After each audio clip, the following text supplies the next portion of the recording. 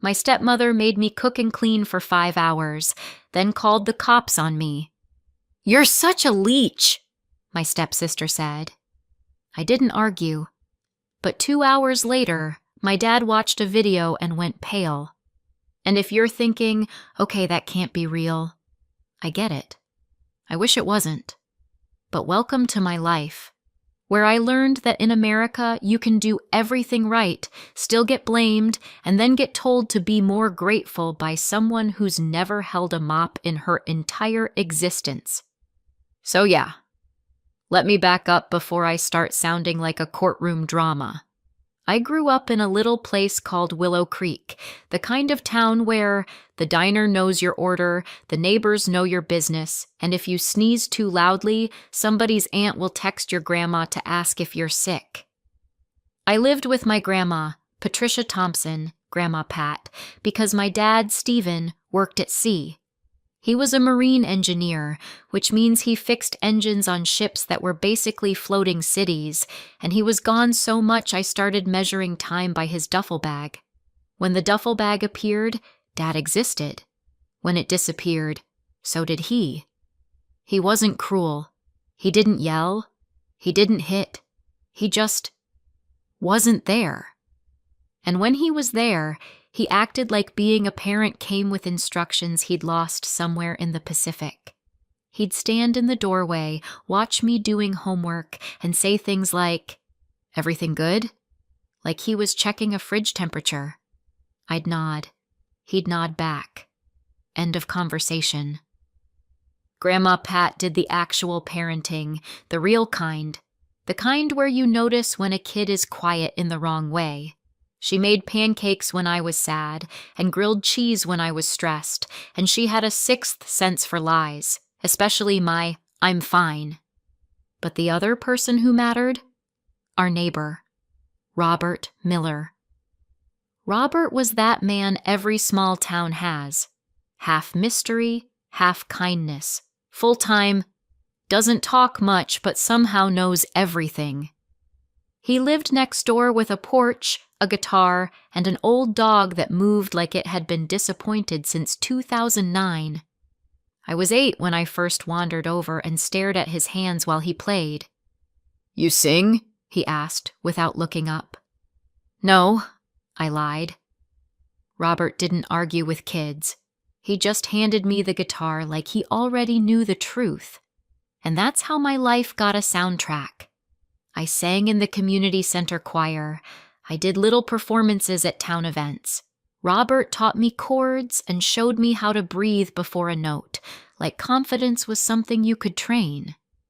"You've got a voice," he told me once. "Don't let anybody convince you it's inconvenient."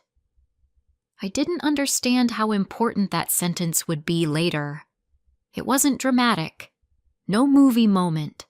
Just one phone call, one hospital hallway, and one day where the world kept spinning even though mine stopped. Dad came home for the funeral. He hugged me like he was afraid I might break, then stood at the edge of the room like grief had made him a guest in his own life. After the burial, he sat at Grandma Pat's kitchen table and stared at the wood like it could give him answers. "We can't stay here," he said finally. I blinked. "What do you mean?" He rubbed his face. "I'm not leaving you alone. I can't." There it was. The first time in my life he said something that sounded like responsibility instead of avoidance. So we packed. Willow Creek became a memory. Robert became a voice on the phone. And I became the girl who lost her grandma and got uprooted like a plant. We moved to Norfolk, Virginia. Port City, shipyards, real work for a man like my dad. It made sense for him. For me? It felt like getting dropped into someone else's movie halfway through. New school, new people, new everything. My first day, I ate lunch in a bathroom stall because the cafeteria sounded like a stadium and I didn't have the energy to pretend I belonged. But I adapted, because that's what kids do when adults make choices and call them for the best. I found a music program at school. I joined choir. I took cheap guitar lessons where I could. I was trying to keep the one part of me that still felt like me. Dad improved too. A little. He'd bring home takeout sometimes. He'd ask, "How's school?" and actually wait for an answer. It wasn't warm. It wasn't close. But it was progress. Then one day, he came home smiling. And Dad did not smile unless something either A was wrong or B involved an engine. "I met someone," he said. Her name was Angela. She was polished in a way that made you feel underdressed just standing near her.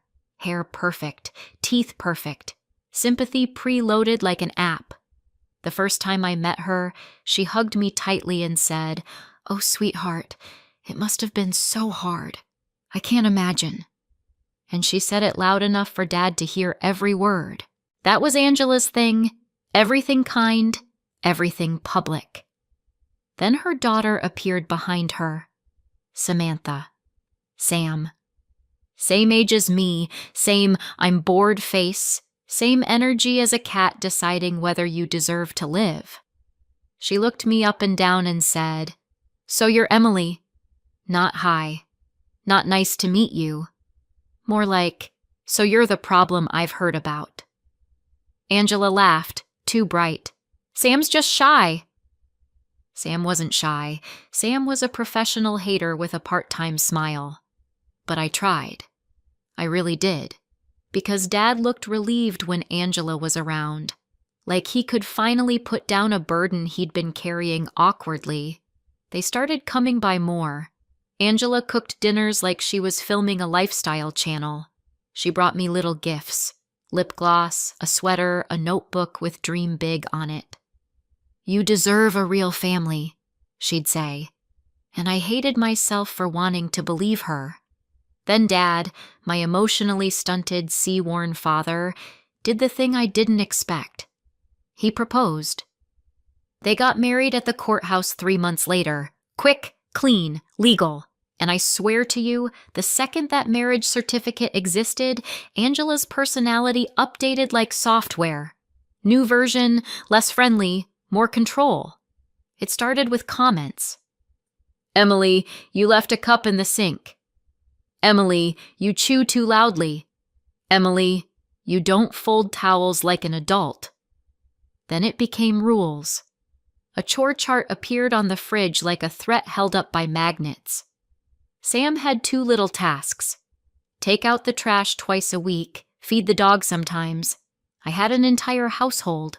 Laundry, floors, bathrooms, dishes, dinner prep, grocery unloading, vacuuming, mopping, cleaning baseboards, because apparently Angela was training me to become a Victorian-era maid.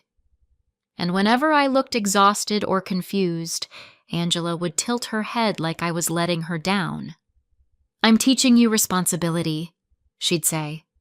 Sam would watch from the couch like she was supervising a documentary about poverty.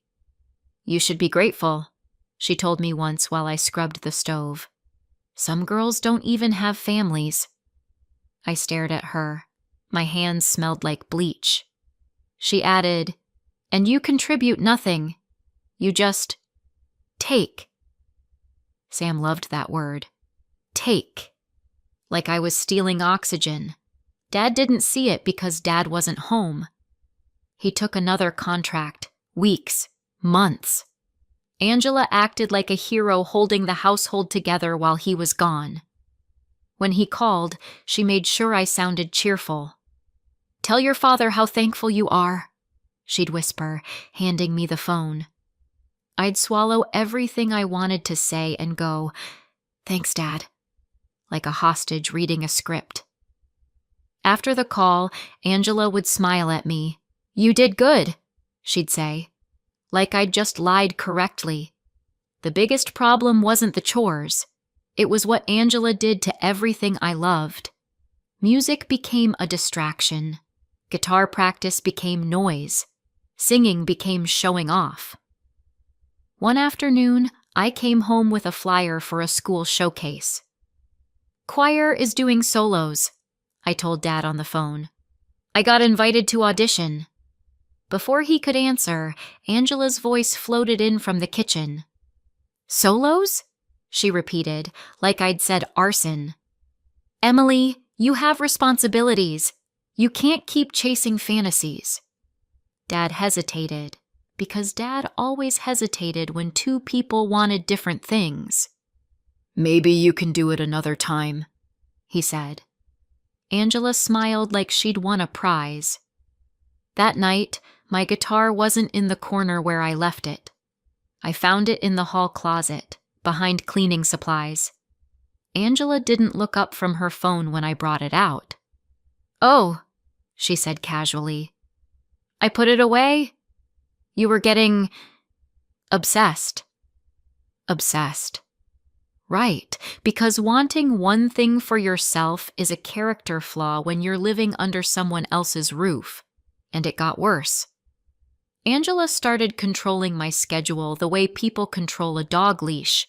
If I wanted to go to the library, no, the house needs attention. If I wanted to sit in my room, why are you hiding? If I wanted to call Robert in Willow Creek, you're clinging to the past. She didn't want me to have support. Support is dangerous. Support makes kids realize they're not crazy. Grandma Pat had left me her house back in Willow Creek. Not in a messy way. Not, oh, here's a handwritten note. She'd done it properly, put it in a trust, with my dad as trustee until I turned 18. It wasn't some mansion. It was an old, modest house with a garden and a porch and a lifetime of memories. But to Angela, it wasn't a home. It was a number. She started bringing it up constantly. It's just sitting there, Stephen. It's a burden. It costs money to maintain. We could sell it and put the money into the family. The family, meaning her. Dad would rub his forehead and say, "It's Emily's." Angela would smile sweetly. Of course.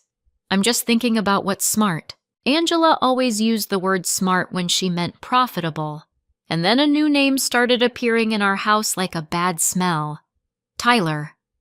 Tyler says we have options. Tyler thinks this would be cleaner. Tyler can handle the paperwork. Tyler was an attorney, and based on the way Angela's voice softened when she said his name, Tyler was also not just an attorney. I overheard her on the phone one night while I was walking to the kitchen for water. We can petition, she murmured. If we show she's unstable, family court takes it seriously. Yes, Tyler, I know, but we need a record. A pattern. I froze in the hallway. Unstable? Record? Pattern? I went back to my room and sat on my bed staring at the wall like it might explain why my life was turning into a legal thriller. And here's the part that makes people think I'm exaggerating. After that call, Angela started trying to create the pattern. If I came home 5 minutes late, she'd text Dad immediately. Emily didn't come straight home. I'm worried. If I sighed too loudly, she's disrespectful and aggressive. If I didn't smile, she's withdrawn and manipulative. Sam joined in like it was a sport. She's always acting like a victim, Sam told Dad once on speakerphone, not realizing I was in the room. It's exhausting. I looked at Angela.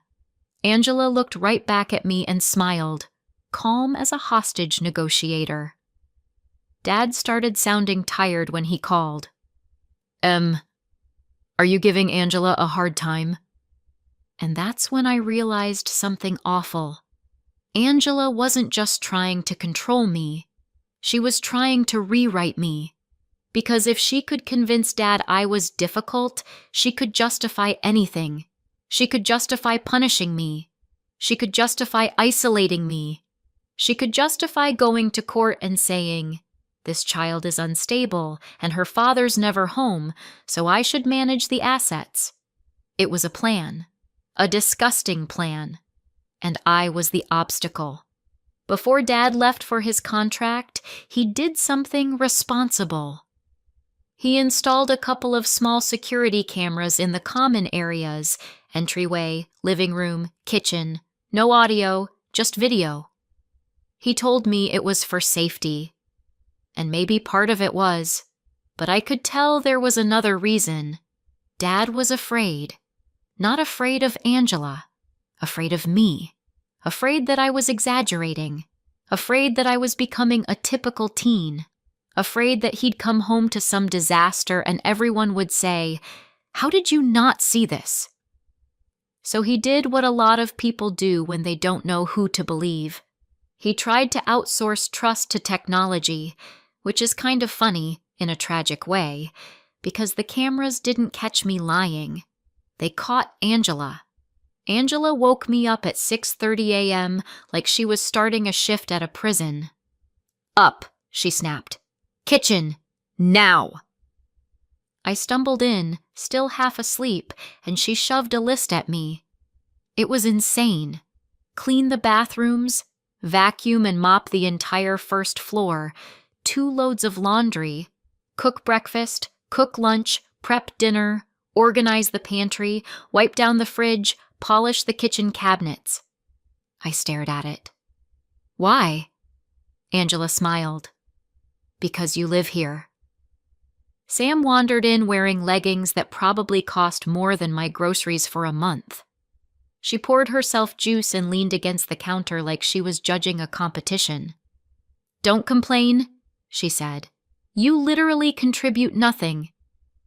Then she walked out with her juice like she'd paid rent. I didn't argue. Not because I was weak, because I'd learned arguing with them was like yelling into a pillow that hates you back. So I did it. 5 hours of scrubbing, chopping, stirring, hauling, wiping. My arms shook. My back burned. I hadn't sat down once. At 11:45, I finally leaned on the counter for 10 seconds, 10, and breathed. Angela looked up like she'd caught me stealing. "Oh," she said loudly. "So you're done?" "I'm not... She picked up her phone. For half a second, I thought she was calling Dad. Nope. She dialed 911. I actually laughed once, like a reflex, because my brain couldn't accept how ridiculous it was. Then she said, calm and clear, "Hi, I need an officer. My stepdaughter is refusing to comply. She's out of control." Sam's eyes lit up like it was a theme park. I stood there holding a dish towel, blinking. Angela added, "She's been stealing. She threatens me. I'm scared." I didn't even speak. Because what do you say when someone is inventing a crime documentary about you while you're wearing an apron? Sam leaned in and whispered, "You're such a leech." I didn't argue. Police officers showed up less than 20 minutes later. 2 of them, one older with tired eyes, one younger with that, "Why did I sign up for this shift?" look. Angela turned on her concerned mother voice so fast it should have come with a warning label. "Thank you for coming," she said, hands clasped. "I'm just at my wit's end." The older officer looked at me, then at the spotless kitchen. "Are you okay?" he asked quietly. "Yes," I said. "I've been cleaning since morning. That's literally it." Angela jumped in immediately. "She lies," she said. "She manipulates. Her father is away, and she's become aggressive." "Aggressive?" I repeated, staring at my own hands. They were raw from cleaner. The younger officer glanced at Angela, then at Sam, who was lounging like this was entertainment. "Ma'am," the older officer said carefully, "calling 911 is for emergencies." Angela widened her eyes. "I was afraid." "Of what?" the younger one asked. Angela hesitated for half a beat, just long enough for the mask to slip, then recovered. "She's unpredictable." I almost laughed again. Unpredictable. Me. The girl who just deep cleaned your cabinets like a paid employee. They didn't arrest me. This isn't TV. But they did write a report, because once you call 911 and claim fear, they document it. They asked me if I had somewhere else to go. They told Angela that if she kept reporting out-of-control behavior, the situation could involve juvenile services, and if anyone suspected neglect or abuse, it could involve CPS. Angela smiled the whole time like she'd won something. After the officers left, she stepped close enough that I could smell her perfume. "You see what happens," she whispered, sweet as poison. "Keep pushing me." Then she walked away like she'd just performed a magic trick. I went to my room, shaking, and did the only thing I could think of. I texted Dad. She called the cops on me. No emojis, no dramatic speech. Just the truth. 2 hours later, my dad watched a video and went pale. It was a crime scene with a chore chart. Dad checked the camera feed from where he was, sitting in a metal room on a ship, probably drinking coffee that tasted like regret. The vessel was still docked in Norfolk, so he had signal, and no excuse not to look. He watched Angela hand me the list. He watched me work for hours. No breaks, no sitting, just moving. He watched Sam stroll in, insult me, and walk out. He watched Angela call 911 without raising her voice, lying like it was breathing. He watched the officers arrive. He watched Angela play victim. He watched me answer politely, calm, like I was the adult in the room. And then, because bad people always get sloppy when they think they're safe, he watched the next part. That afternoon, Tyler showed up. Not as a professional visit. As a man walking into someone's house like he belonged there. Angela hugged him. Not a polite hug. A, "you're not just my lawyer" hug. Tyler handed her a folder. She flipped through it, tapped a page, smiled. Sam leaned in to look, like she was watching a trailer for her inheritance. Angela pointed at something again, something I didn't understand then, but Dad did. Because he'd seen paperwork like that before, in a different context. Petitions, forms, court language, family court language. Angela looked up, still unaware the camera existed, and said something Dad could read on her lips even without sound. "Once he signs, it's ours." Dad went pale. Not metaphorically, not he was shocked. He went white. Because he realized this wasn't just blended family stress. It was a plan, a legal plan, and I wasn't the target. My inheritance was. He didn't text me. He didn't call Angela. He called his supervisor and said there was an emergency and he was leaving. Then he drove home like the road owed him answers. I was upstairs when I heard the front door slam. Not an "I'm home" slam, a "this house is about to be cleansed" slam. Angela appeared in the kitchen wearing her soft sweater and her innocent face. "Oh, Stephen, you're early." Dad didn't even take off his boots. "Where's Emily?" he asked. Angela's smile didn't move. "She's sulking. She caused a scene today and I had to call the police for everyone's safety." "Don't," Dad said. Angela blinked. "Excuse me?" He held up his phone. "I watched the footage." Sam appeared on the stairs, curious. Tyler stepped out from the living room and froze like someone had unplugged him. Angela's face did something strange, like it couldn't decide whether to stay charming or turn ugly. "Stephen," she said slowly, "are you spying on your own family?" Dad laughed once. It wasn't happy. "I wasn't spying," he said. "I was trying to prove my daughter was lying." Then he looked past Angela, straight at me in the hallway, and for the first time in a long time, he looked like my dad. Not a man passing through, not a tired stranger. A father. "I'm sorry," he said, voice cracking. "I'm so sorry."